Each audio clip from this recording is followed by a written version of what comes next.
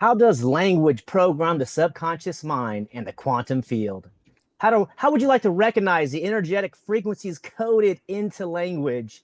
And how would you like to safeguard yourself from and disempowering deleterious language? Double repeat there. Hey, buddy, welcome to Education Options TV with me, David James Rodriguez. So we are empowering parents with respectful models of learning. And I have a very exciting show for you today because we're providing solutions with language. And we have some professionals on the show today, and they're offering this course very soon, this week, in fact. So I wanted to get them on the show because this is the time to prepare for the fall course schedule, as many of you parents are out there. And this is going to be helpful for homeschoolers, high schoolers, college students, adults, anybody who wants to learn about the quantum language world and what the heck does that mean. So that's why they're on the show, because I want them to explain to it what this program is in detail. And I mentioned some of the benefits up front. But the main thing is to learn about it and hear their story, because this is what time it is. The great self-ownership awakening is upon us, and language is going to be one of the key tools to get us there. So let me just read their bios here so you know who we are speaking with, both authors and producers here. This is Dani Katz, a visionary thinker with an uber-expanded perspective.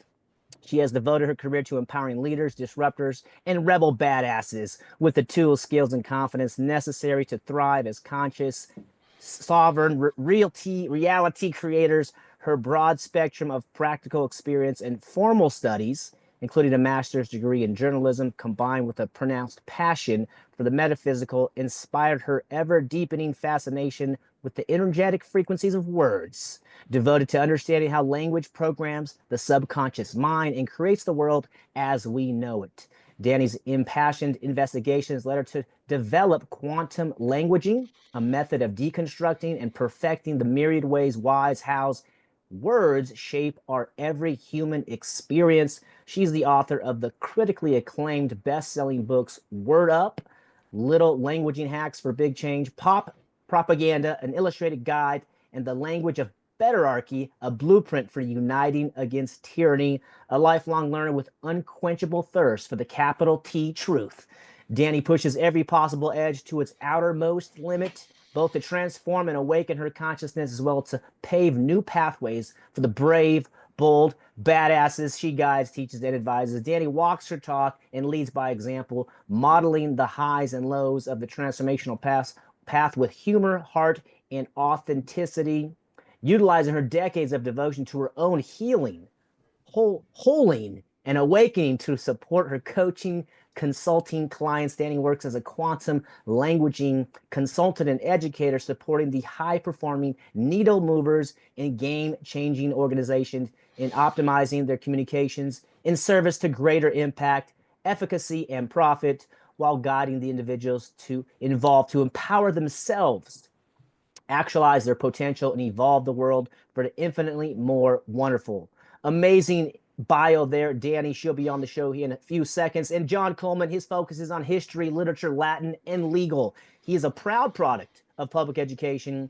John received his undergraduate degree in history from Western Connecticut State University. Alas, that was to be the end of his flattering academic titles.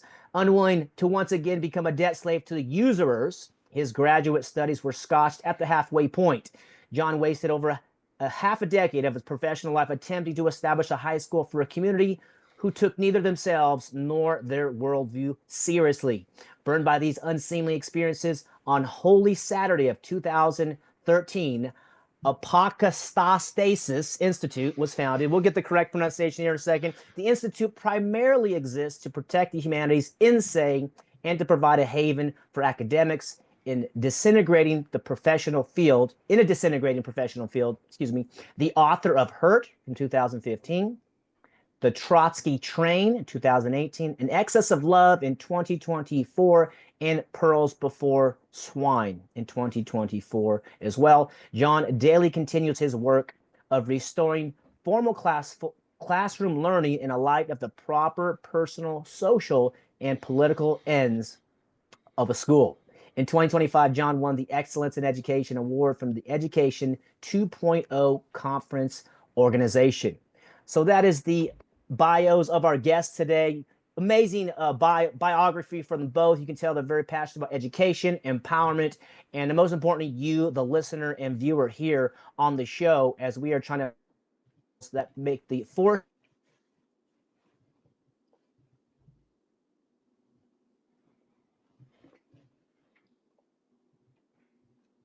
can speak about that. So before we get into your course, welcome Dani and John to Education Options TV.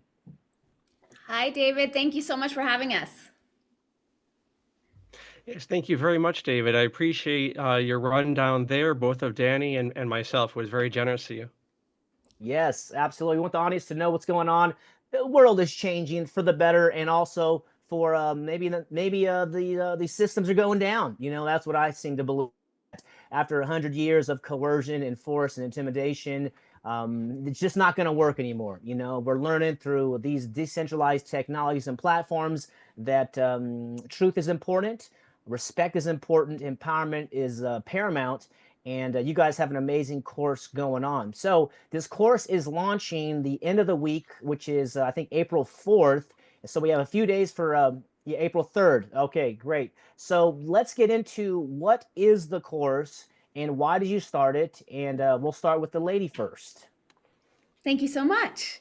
The course is Quantum Languaging 101, How Our Words Create Reality. And it's really a course about the power of language, understanding language not just as a communication tool, but also as reality creation technology. Understanding the vibrational frequencies coded into language and how those frequencies are programming our physical body, our emotional body, our psyche, our culture, and our world at large, and then how to responsibly use language to consciously uplift ourselves and transform our world for the better. Very cool. John, would you agree with that? Or what do you want to add to that?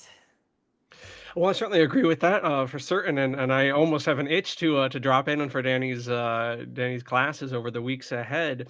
Uh, but in any case, yeah, I think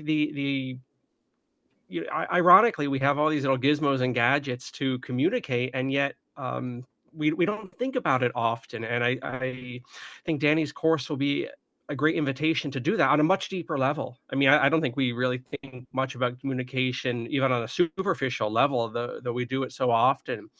But this is a real opportunity to dive deeper. And I love the adjective there, quantum. This is a very promising study. Mm, very cool. Okay, good. So I thought, so you have the Institute. And could you pronounce the Institute correctly for the audience, please? I sure will. And the word for the school is from the Greek language. It's apokatastasis. I'll say that two more times. Apokatastasis, apokatastasis, and we'll spend the rest of the show flubbing it, and that's going to be perfectly all right. The word is Greek, as I say, and it means restoration. And so I just use it in that general sense, restoration of formal education. Got it. Okay, so you have the Institute, and Danny's going to be the primary educator through it. Yes, for this coming course, that's right. So, Danny will be doing the yeoman's work of teaching there. I'll make a quick intro from now and then, and anyone who enrolls in Danny's course over. Uh, Remind me, Danny, how many weeks is the course? 12 weeks. 12 weeks. Anyone who enrolls in that is also gets free access to all of the other open events on my end of things. But yeah, anyhow, Danny is the workhorse teacher there. Very cool. Yeah, let me ask Danny this, and then we can talk about your institute. It's very cool. So 12 weeks is very powerful. And what would you maybe for some of the people who don't understand the power of language? You know, I'm a fan of Bob Stevens, and maybe you are too. Some of these people out there who have laid the groundwork to help us become more enlightened and aware of how these words shape our reality. Can you maybe give an example for some of the people who don't understand how significant language is in shaping our world so they can see it in maybe some type of real world example that they might not be aware of right now? Absolutely. Thank you for the invitation. And just to offer respect to Robert Tennyson Stevens, he was one of my teachers and had a profound effect on me as well as on our culture. I'm honored to be doing the same work that he did. So one of the simplest examples that I can share, take the task of going to work. So I can say, I have to go to work. I get to go to work.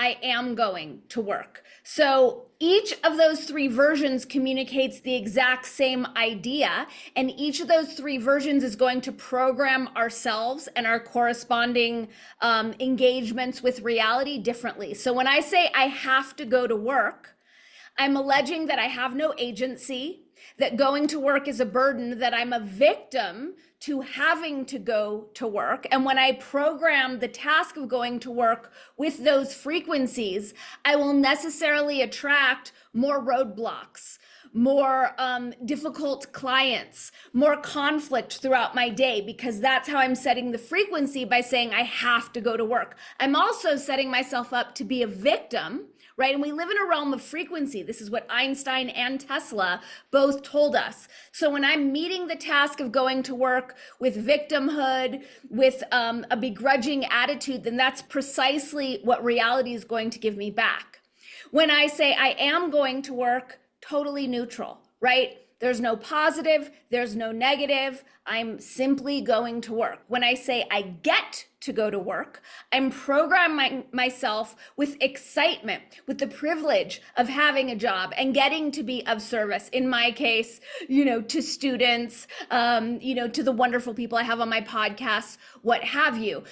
So I call that, within the quantum languaging paradigm, the linguistic gunas, where every word is coded with the frequencies of expansion, contraction, or neutrality. So it's a really helpful framework when we just start to recognize what are contractive languaging habits, what words and phrases are expansive. How can I communicate something that might be bumming me out in a way that's neutral, so that I'm not exacerbating the experience by tacking on a lot of negative frequencies? Did that make sense? Totally. Yes. This is, after 12 years of forced schooling, we don't want to work, right? We want to play because they just squeeze it out of us. But as an adult, personal responsibility is the name of the game. So when you say I get to, or in my little world, I say I choose to, and I just feel so empowered. I'm just like, wow, even it's just the word. Yes, you got to go dig a ditch, or you got to go do some presentation. You got to do something that's hard and challenging, and maybe you'd rather sleep in all day. But when you say I get to, you tap into this quantum field that you're speaking of, and I can't wait to hear some more examples for the audience in the short conversation we have today. We're not going to be able to cover it, so I invite you to really consider her 12-week course and become a wizard, or whatever the highest accolade at the end. It's going to be very powerful.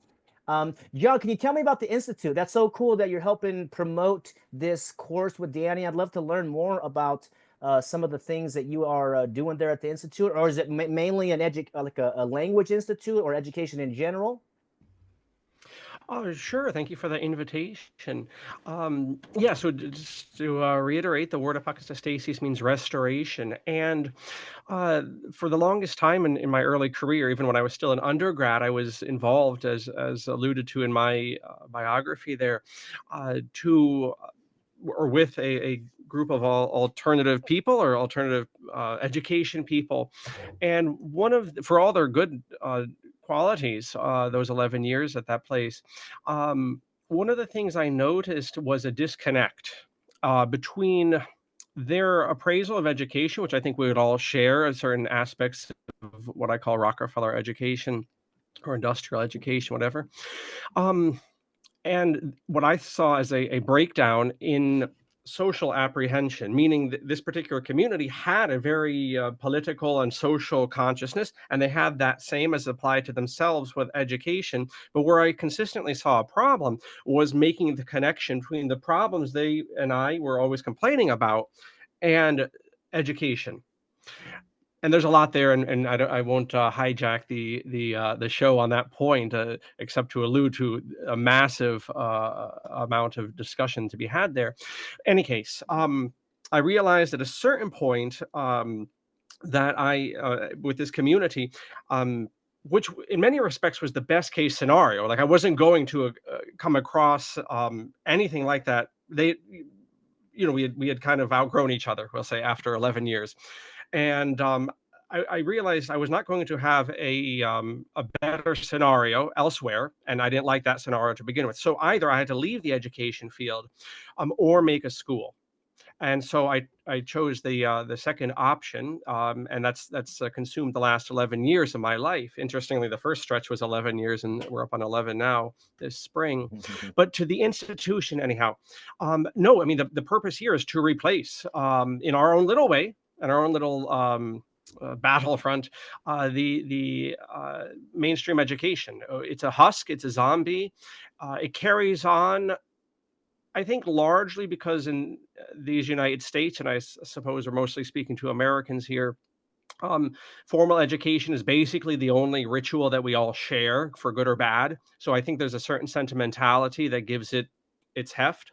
But the system is dead. I have books on my shelf here that Apocatastasis Press has reprinted, in fact, like The Murder Machine, which your audience here at the Education Option TV should all read. Patrick Pierce's Murder Machine. Get online for free. That's published before the First World War, and he's saying the exact same stuff we're all saying. Anyway, this is a dead husk, and long story short, what we have done at the Institute these 11 years is, I hope, please God, to have preserved what is good in formal education, in that structure, which a lot of people do well in, I think, whilst also removing, as best we can, with all our own failures and everything, removing a lot of the detritus and a lot of the garbage that attends formal instruction. And so I hope, to put a bow on it, to have taken, and with the other staff members, to have taken the best of formal, structured, organized learning and the best of the insights of the alternative world, and to have something of a common ground there that we've built. Nice, great. I wrote that book. I never heard about that one. Some of the audience knows that I published a book by John Taylor Gatto about the history of the school system. So yes, we've had long, conversations and presentations about this. And yeah, it seems like there's a new awakening happening. I love that we get to use language to, well, I should say, it says, I think the title of the program is Quantum Languaging. And let me make sure I get it right here. How words create our world. So Dani, let me ask you, how do words create our world? Well, there's that biblical saying, in the beginning was the Word, and the Word was with God, and the Word was God. And I know, David, you have a much deeper history in religion than I do. John, I don't know about your history with religion. But that phrase really struck me to my core. The Word was God. Yeah. And so the subconscious mind is responsible for 95% of our experience of reality. And the subconscious mind is primarily programmed through language and repetition. And so the words that we speak, the words that we read, the words that are coming through our screens, the words that we think as we're looping throughout the day, all of those are programming the subconscious mind, are programming our meaning-making filters, right? How it is we make meaning of otherwise neutral reality is going to come through the words that we are hearing all day, every day. So it's just so crucial. If we think of, an invention, think of the stove, right? Whoever invented the stove, all the components for that were coming through words. Well, first I'll need, I don't know any of the components of a stove, but we're thinking in words. We're making meaning of reality through words, and the words that we scribe have a direct bearing on the quality of what is being created. It's not by accident that what's coming through what passes for news these days is a lot of fear, is a lot of division, is a lot of worst case scenarios. They're taking advantage of the minds that are focusing their attention on them and co-opting them with these worst case scenarios, which makes it all the more likely that those worst case scenarios will manifest.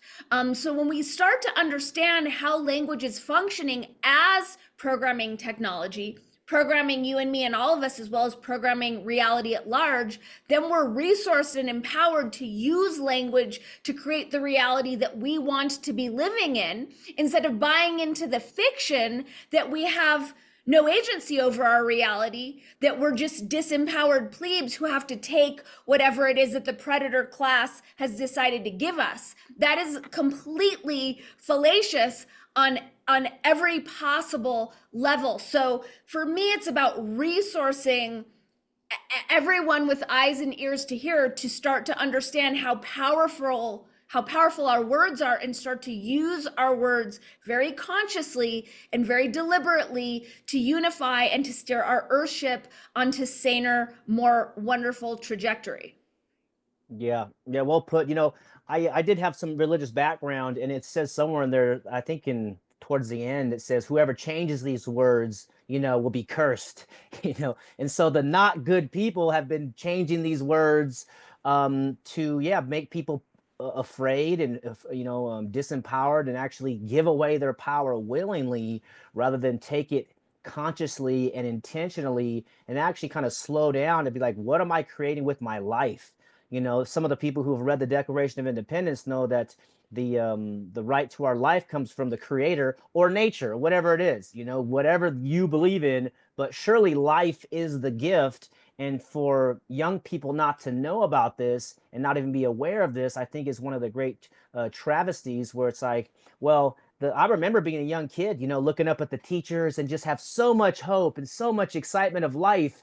And you ask them questions and then they don't have any answers. And you're like, well, maybe they've lost their vigor of life, and they demonstrate that by the language that they say, And so, I think there was a study at UCLA, and they said communication is, 55% like body language, And so we have the words as the programming, as Stevenson's would say, Tennyson, sorry, Robert Tennyson Stevens would say, but the words are like a software. We have our body is like the hardware, but the language is like a software. And I'm so, grateful that you're carrying this language on, because I think this is probably going to be one of the huge breakthroughs for humanity, is realizing our words, as you quoted the Bible, and even for people who don't like the Bible, there's the phrase abracadabra. And I thought that was a musician's, then you start, well, what does that mean? Abracadabra means speak and it happens. So we start to get into this realm of how powerful that you are, listener, and we are as producers, and the children, once they learn that I'm this very man or woman or child, and I can create things first in concept. And as Einstein said, imagination is more important than knowledge. So first we have to imagine it from the ethers, from the quantum, and then put it into language. And now we can start building a stove, or now we can start building intentional neighborhoods, or independent food, water, energy, the things that this world needs. Starts with the mind and then with language. So this 12-week program is very exciting. And I'm curious, out of 12 weeks, I'm sure you have, some modules that you've, created. Is it like a part 1, part 2, 3? You don't have to go through necessarily all 12 of them, but just so the audience knows what they're getting into, because it's my guess it's going to be equal to like a college level course, where you're like involved, you get to interact with Dani, and maybe there's some group stations, and you're going to come out a quantum language champion. It's just my perspective, or maybe it's you can move on to the next level. But what do the modules look like for the audience, so they can kind of get excited? Because I know you and read your books and stuff, and I'm already excited. What are the modules that the audience can look forward to? Thank you so much for asking, David. So I have them pulled up right here. Excuse me for looking away at my other screen. So the first one is about words and vibration, and that really goes deep into quantum physics and understanding how the nature of this realm is frequency, is vibration, understanding the multidimensional nature of reality. And then from there, we move into the subconscious mind and the quantum field, and how those work in tandem as a feedback loop.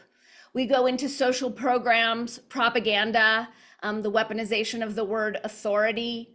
Module 4 is identity. We get into victimhood, wrong use of will in Module 5.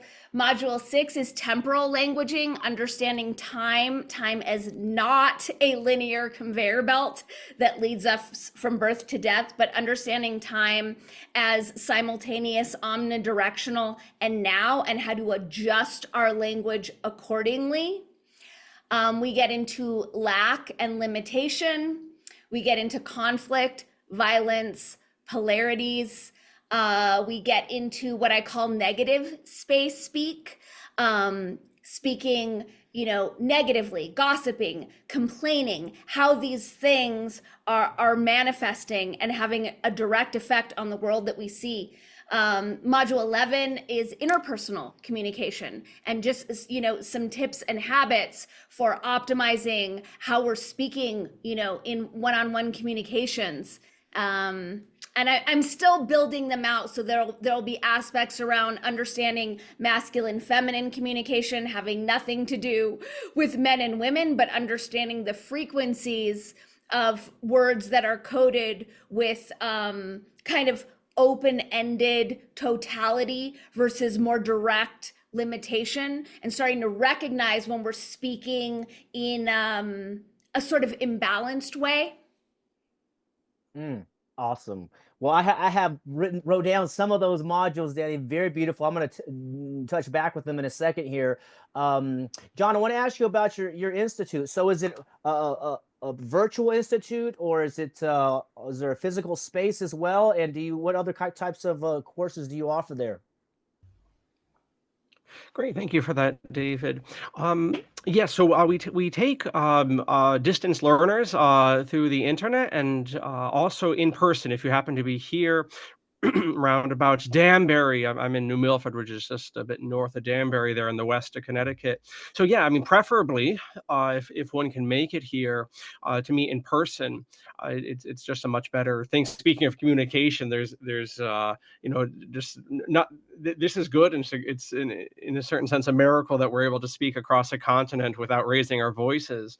But Nice, at the yes. same time, to be in person is a special thing, and has a different dimension I've certainly found with students. So we take both, to your question there. And there's a wide array of courses that we have in this past year. In addition to Dani and her talents, there are others who have joined us. So it's good to have a larger staff than we've had. We've had other people on staff in the years gone by, but it's stabilizing in the past couple of months there in terms of a larger teaching body there. And our bread and butter, and it's something I spend a lot of time working on when I'm out of the classroom myself, is our 3-year or 2-year, depending on the preference, preferably 3-year course of study in the humanities, where in 3 years we cover everything in terms of history, literature, philosophy, and quite a language study in terms of other languages, Latin and Greek, for instance, over 3 years in a synchronized way. That is to say, for instance, if we were studying the Reformation, we would be reading the King James Bible because the Bibles come up, so I'd bring that up. Or we'd be reading Shakespeare at the same time, or we'd be reading about Francis Bacon's philosophy at the same time. Because to your audience here on Education Options TV, that's one of the biggest problems of modern education. In any modality, including a lot of alternative modalities, one of the unspoken lessons, much deeper than whatever silly books might be taught or whatever agendas of the week might be in there, one of the deepest problems of Rockefeller education is shattering the mind in terms of, hey, Johnny, let's learn math for 45 minutes, and let's do gym now, and let's do history, and let's do basketball. And after how many years? 12 years of this, 16 years, you go to college, 16 years, your ability to look at life in a symphonic way, in a unified way, in a lowercase c Catholic way, a unified way, is shot.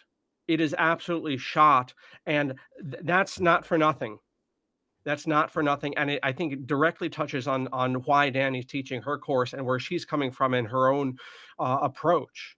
Is when we're wrung out of this system, we are atomized, we cannot even think in a unified whole, and so we can't act in a unified whole. So anyway, to your initial question, we please God offer, try to bring this together in our study, try to mend whatever damage may have come from previous study in the regards of trying to see a unified whole in study.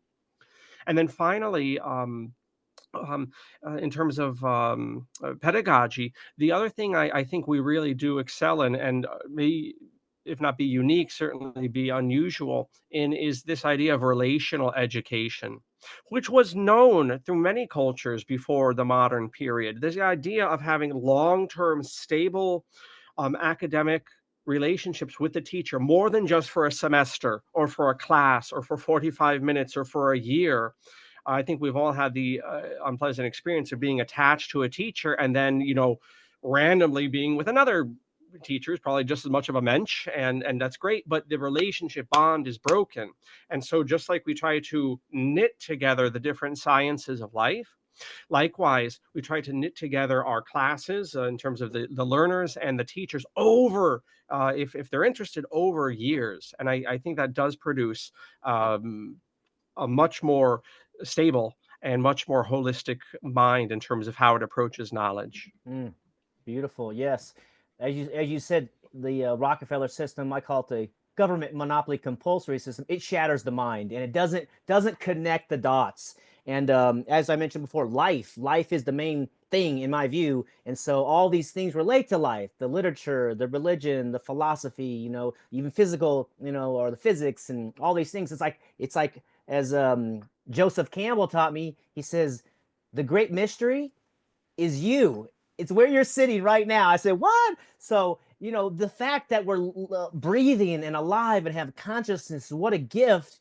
And it's never touched in my 12 years of schooling and 5 years of college. It's like the great gift of breathing and life, and to be here and have consciousness, and to be, and to think about these things and to create these things, and all the great mystery. So I just love the questions that get to come up, and to be with other conscious beings like you two and our audience here, to begin to ask the big questions and to not let these quote authorities tell us what to do. So that's one module I want to touch back to, Dani, because I'm a great fan of destroying that. So I don't want you to give the module, but maybe you can give just a short little course, a description for that particular course about how authority is totally illegitimate, or at least not based on coercion. It's not valid.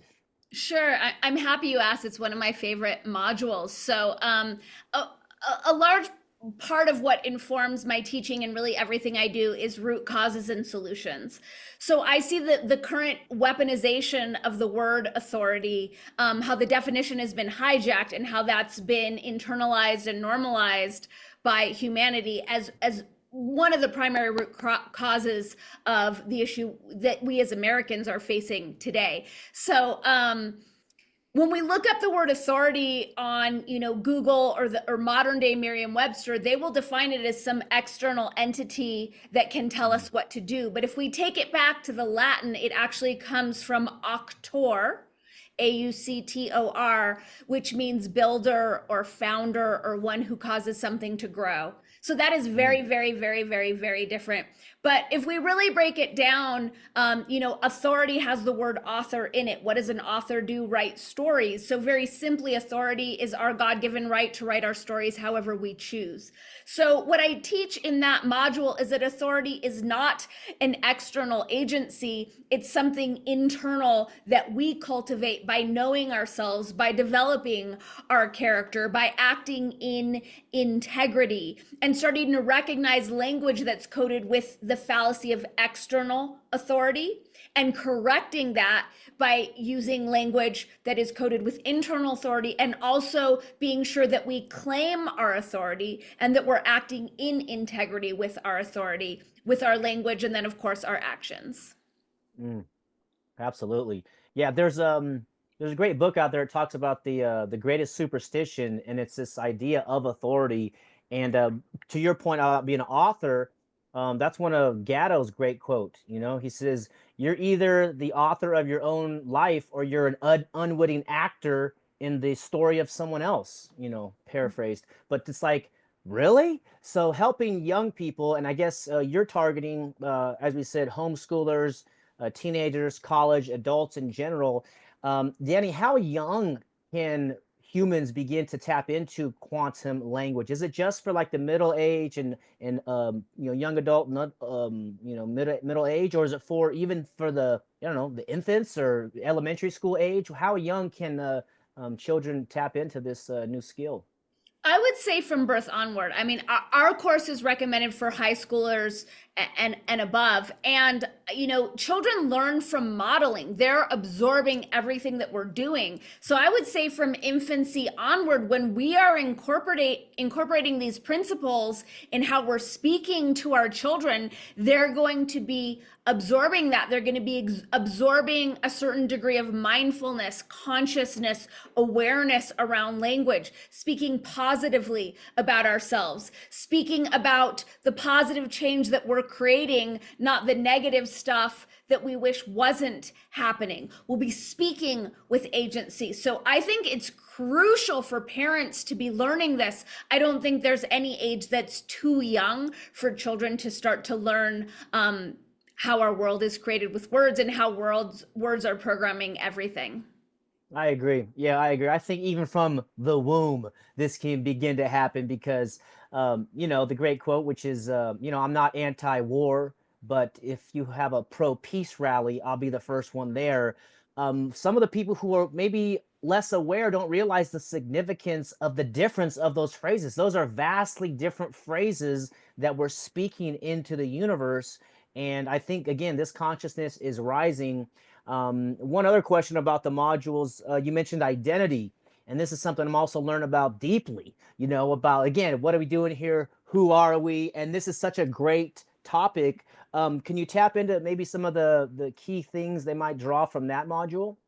Absolutely. So our current iteration of culture is, we're being tasked with transmuting the issues of identity, the fallacy of identity, because every identity construct is a trap, is a cage that comes along with limitations as well as its own stories. An example that I write about in one of my books is when I went to Argentina, I was staying on a cattle farm, and every time I was offered meat for dinner, I would say, no, thank you, I'm a vegan. And I was watching myself becoming more contracted and more trapped in this identity construct, when the reality is, there's no such thing as a vegan.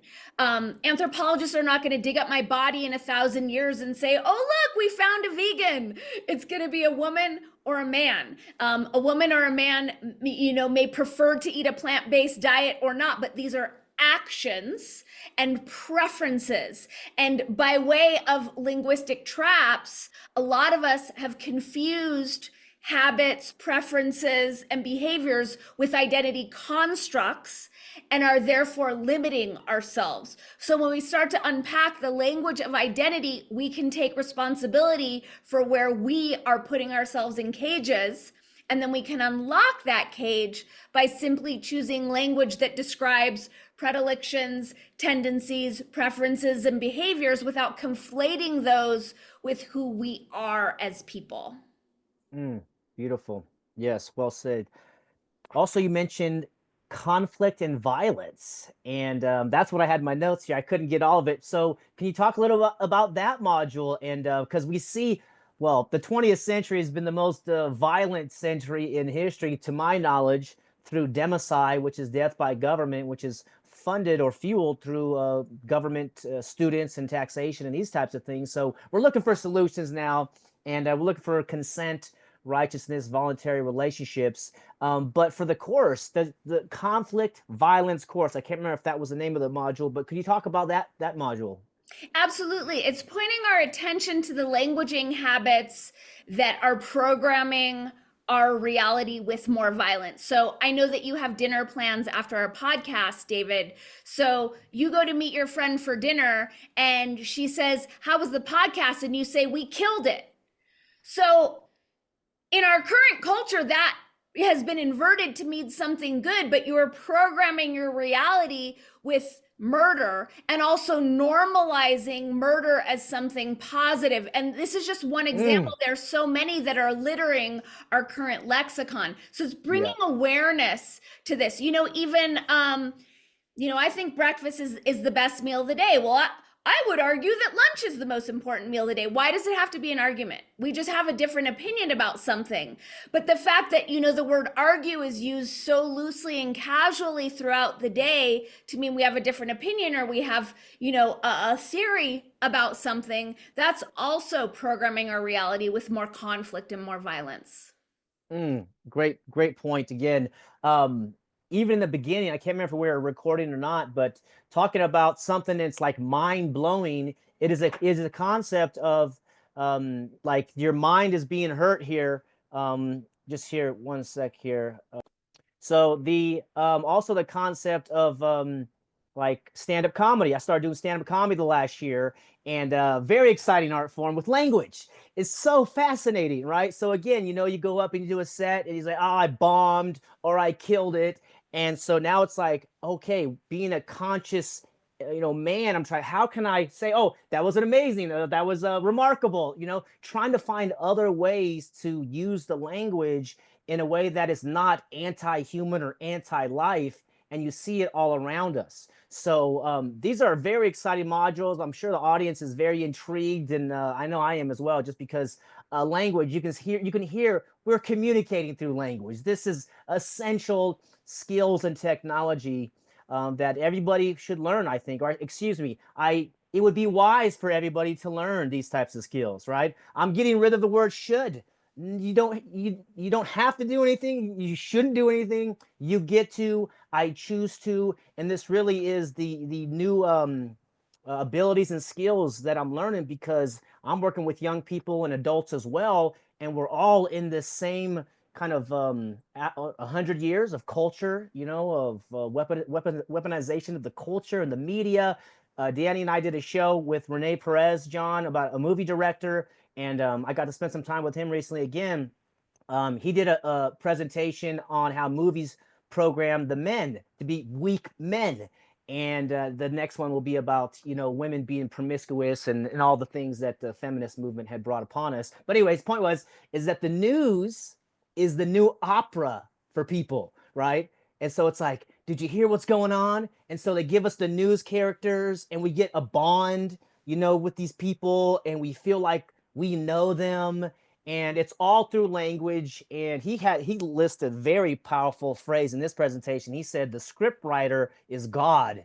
I said, oh my gosh, I'm still processing that. In terms of a movie, the filmmaker, the scriptwriter is the one that just lays out the entire thing. So for people out there, if you want to be powerful, I'm not going to say a god, but godlike, you can learn the power of language and writing. And just like Dani has created a great life writing and creating these types of things, you can do the same thing as well. In fact, we need you to. The world is requiring young people and all people to get involved with language and learn these skills, learn these secrets that Dani has accumulated over decades of a professional career, so that you can go out and demonstrate them and create a great life for yourself as well, and create art. We'll talk about art in future shows, but that's how it is. These people that John mentioned, Shakespeare, that's literature. He wasn't writing a history book. That was art. And back in the day when people read books, that's shaped culture. And now we've shifted to TV shows and movies. And so this is kind of the new way to shape culture, music and comedy, these types of things. So just in wrapping up here, we'll tap back to you, Dani, one more time. But then, John, this institute's been going around for 11 years. Congratulations. I can feel your passion and commitment to the work. So thank you for what you're doing. What would you like to share with the audience just about whether this course or your institute? Just kind of, feel free to, plug yourself and what you got going on. This course is obviously amazing, and Dani's awesome as well. So, but for yourself, what would you like to share with the audience in closing? And then we'll let Dani kind of close it out. Yes, thank you very much, David, for that. And before I answer your question, you mentioned Mr. Joseph Campbell, and I never pass up an excuse or an opportunity to mention that he went to school, high school, about 1 mile away from here at Canterbury, here in New Milford. Cool. And maybe something of the New Milford air inspired him as a teenager to go down the route he did. But anyhow, to your question, and I think appropriate to our conversation here on Education Options TV,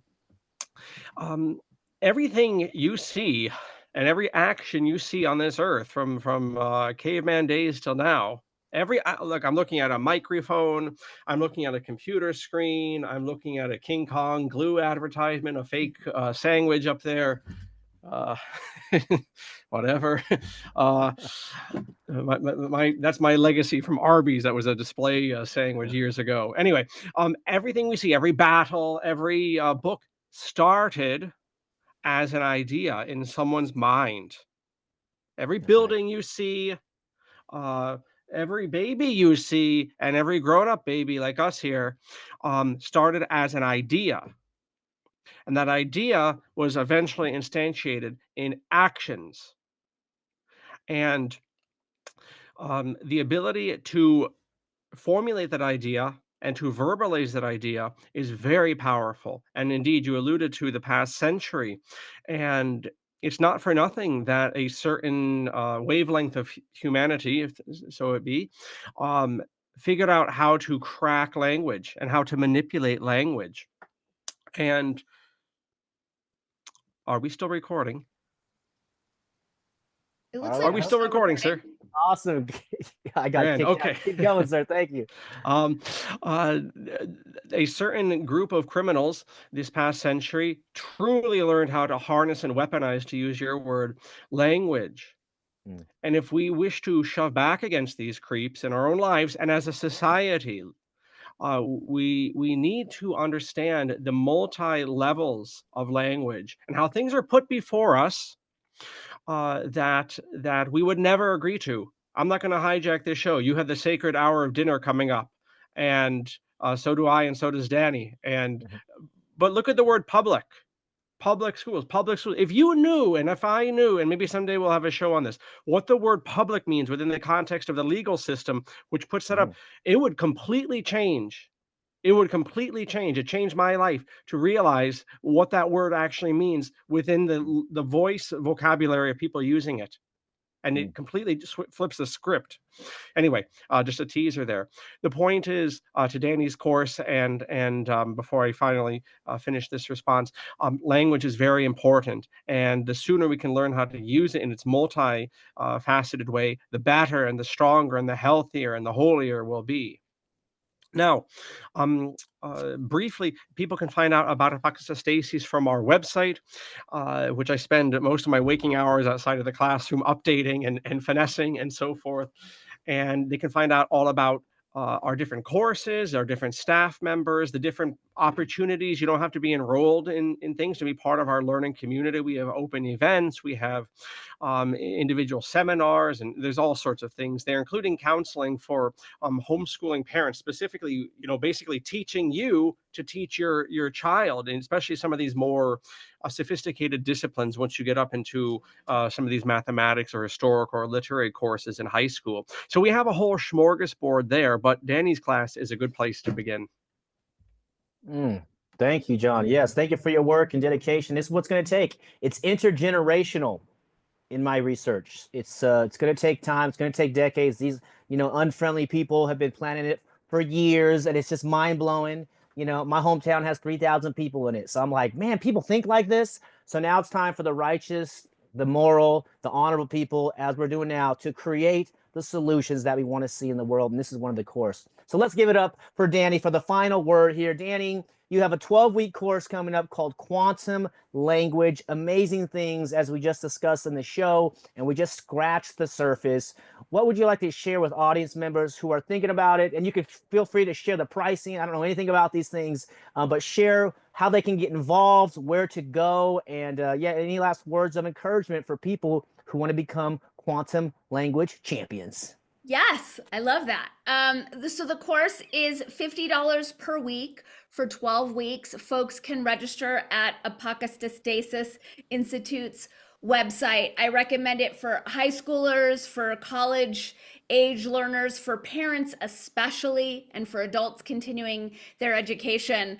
I've gone the distance to make this course super fun. There are animations, there are illustrations, there's lots of experiential exercises, so that we understand this not just on an intellectual level, but really get to integrate it within our own bodies. And I really do feel like mastering language is a superhero tool. I met you, David, after I spoke at an event. You were not on stage, and yet the way that you use language had a powerful effect on me. And I knew that I wanted to know more about you and collaborate with you. And that was all because of how you are using language. So people to be leaders, to be empowered, to change this world, they don't need podcasts. They don't need big audiences. It's simply understanding how language is coded and how to use language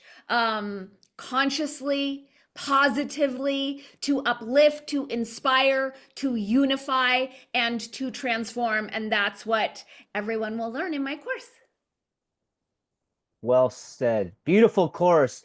I want to thank Dani Katz and John Coleman for joining me here on Education Options TV, because I'm not trying to change the system. I'm trying to make new models to make the system obsolete. John believes we can reform it, the restoration. I respect that. I respect everybody who's getting in the game, because one of the most powerful words is action.